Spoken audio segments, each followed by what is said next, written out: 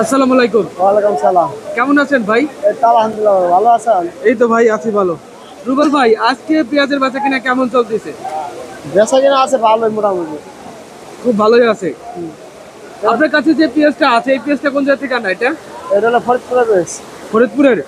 ফরিদপুরের এটা কি পেঁয়াজ বলা হয় ভাই এটা? এটা হলো হাইব্রিডটা। হাইব্রিডটা? আচ্ছা। এটা এটা মানে কত করে বিক্রি করতেছেন আজকে? এটা বিক্রি করতেছি হলো 50 থেকে 52 টাকা।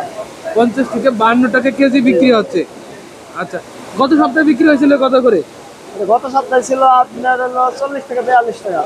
40 থেকে 42 টাকা দাম কেজি। বাড়ছে, 10 টাকাই তো বাড়ছে। পেঁয়াজের দাম কি এখন বাড়তির দিকে? বাড়তেছে, হ্যাঁ। পেঁয়াজের দাম বাড়ছে, সামনে কি আরো বাড়বে নাকি? সামনে আর ভারতের সংকট কম, তো পেঁয়াজ আমদানি হতেছে কম, সবাই গৃহস্থরা পেঁয়াজ ব্যস্ত হয়, চাঙ্গা উঠাইতেছে। এই কারণে দাম বাড়তেছে, চাঙ্গা উঠাইতেছে পেঁয়াজ। পেঁয়াজ স্টক করতেছে গৃহস্থরা। এই কারণে একটু পেঁয়াজের দাম একটু দাম বাড়ছে নাকি? বাড়তেছে। আচ্ছা। এই পেঁয়াজটা মানে কতদিন ধরে রাখি খাওয়া যাবে? এই পেঁয়াজ 1 বছর আগে খেয়ে যাবো। 1 বছর ধরে রাখি খাওয়া যাবে না? আচ্ছা। এটা তো সে রাখি পেঁয়াজ।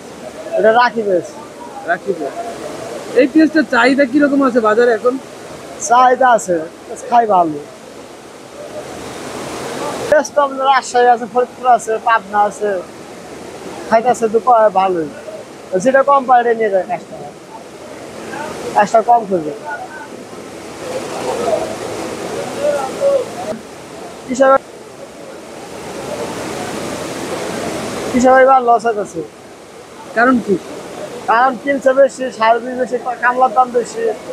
এই পেঁয়াজ 60 টাকা যদি গৃহস্থ বেচতে হলে সে লাভ হবে, 50 টাকা বেচলে গৃহস্থ লস হবে। আর ভাই যা লাভ লাগবে, খারাপ দাম বাড়িয়ে পেঁয়াজ খাইতেছে না, লাভ কম হয়ে গেছে।